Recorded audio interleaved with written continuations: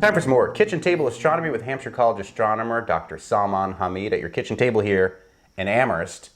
And this last week, everybody was talking about how we landed on the moon. That's right.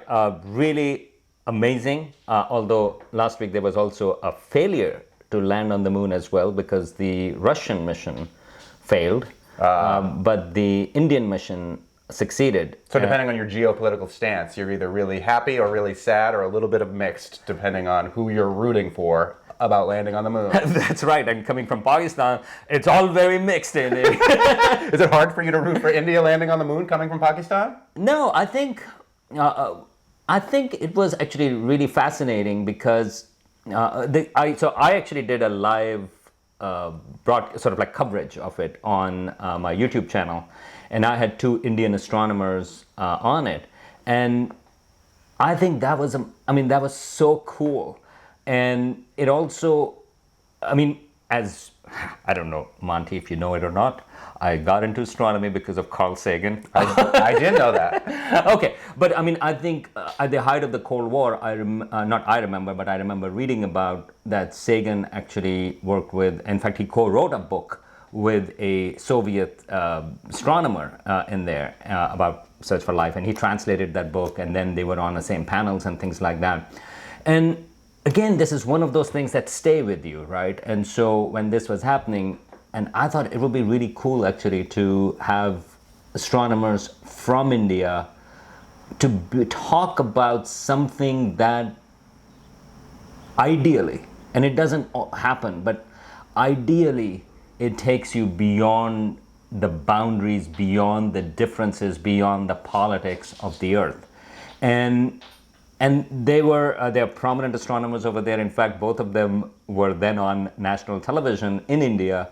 But it was so cool that they both explicitly said actually that they decided to join this live coverage on a channel which was started by a Pakistani, but it's about astronomy. So was it in English? Was it in Urdu? No, it was in Urdu/Hindi, right? So this was also going on. And so the actual landing, we were actually talking about that. This is Dr. Priya Hassan and Dr. Prajwal Shastri.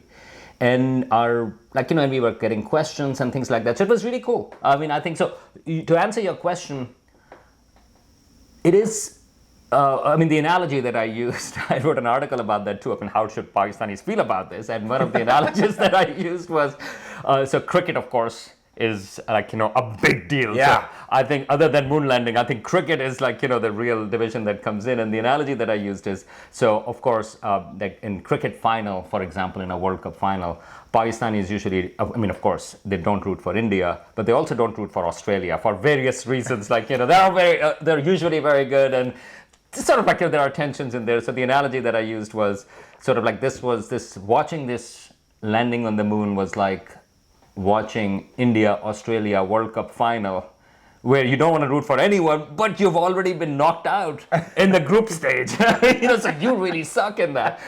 But it has been interesting because, I think a lot of people, and again, I'm talking about Pakistan, and I don't want to talk about Pakistan because this is about India, but if I can just add one more thing to that, and that is, it is interesting that there is some soul searching going on about why Pakistan is not. Pakistan wants to compete with India and all of those things, but we're not even in the same ballpark area, right? And regarding space in particular. And I think that just goes to show how terrific India's growth has been over the last couple of decades, and how you need a solid foundation to build these programs, which India did it, a lot of it indigenously, with their own local scientists, local engineers, and they were failures as well. And so this was one of those things where failures play such an important role. So this is Chandrayaan 3, but Chandrayaan 2 actually failed to soft land, or it actually went off a target.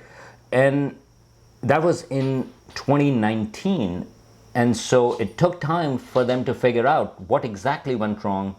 And this time, and landing on the moon, again, is not easy because India has become only the fourth country after the US, the Soviet Union, not Russia, the Soviet Union. Because Russia failed. Russia has not yet landed post-Soviet Union, and China.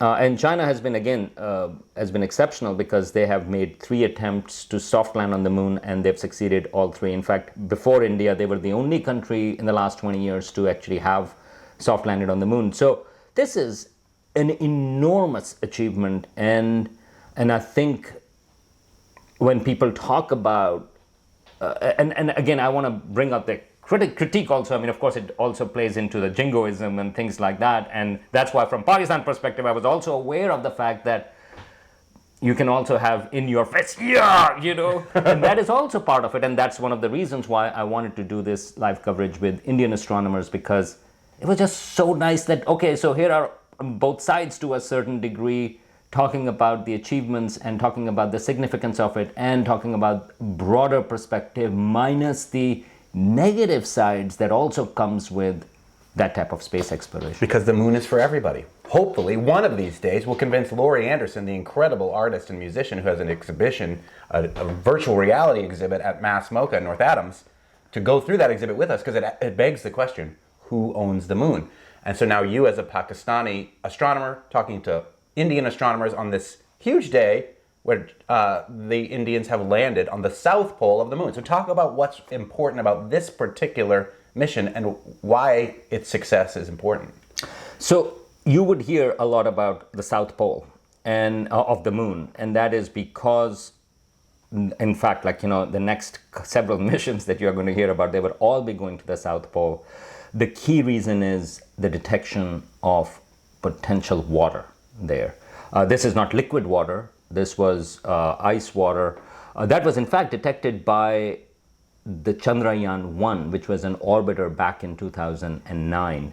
And normally you would expect water to boil off. If water is common in the solar system through, for example, comets and asteroids, they actually, meteoroids, they bring water in it because it's in there, but it would get evaporated because there is no atmosphere over there, and daytime temperature also gets very hot. But interestingly, in 2009, it was detected in the what astronomers call permanently shadowed regions. And because we like acronyms, we immediately call them PSRs. And so these are areas on the poles, North and South Pole, where you have the sun, because the moon has very little tilt compared to the Earth. So there are some areas that actually never receive sunlight. And in those areas, water has, I mean, we don't know exactly, sort of like, you know, there is a debate about how the moon got the water, but there is water in it. There has been detection. South Pole has a little bit more water compared to the North Pole, but in both of those areas, we think there is water. And that has actually changed the game, because if you are going to the moon, I mean, launch costs are tremendous and water is heavy.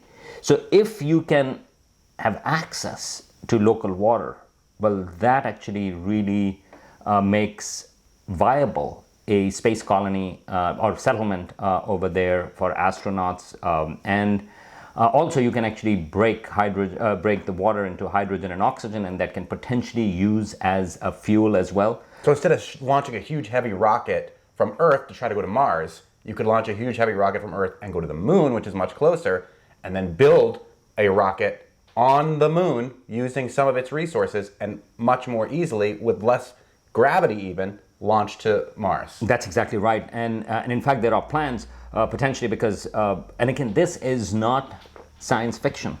There are plans for reasonable, like near term, to have orbiting stations on the moon. And so US with European Space Agency, they are also planning of that, and China with Russia, they are also planning for that. And so there may be linkages between, sort of like, you know, that you are building stuff on the surface of the moon and then moving it up and then launching it from there, because again, going 1/6 the gravity, the movement of that is much easier compared to the Earth. And so all of those things are tied to that. But Chandrayaan 3 is the first mission to land successfully towards the lunar south pole. And so they're not exactly, so there is one sort of like a little bit confusion was coming in, like, are they at the pole? No, they're not at the pole. They're about 70 degrees south of the equator. And it's a few hundred miles away from the south pole, but this is the southernmost that any spacecraft has been. And it is hard to land in the South Pole because you have a lot more cratered areas either. So far, most of the landings have been towards the equatorial region, the Apollo missions and the Chinese Chang'e missions, except for there was one really difficult one for China, which was on the far side of the moon. Where there's no communication, so that makes it that much more difficult, right, to try to do that successfully. So the fact that the Chinese were able to do that without even the assistance of Pink Floyd is remarkable. Yeah, that I really love that song, Far Side of the Moon.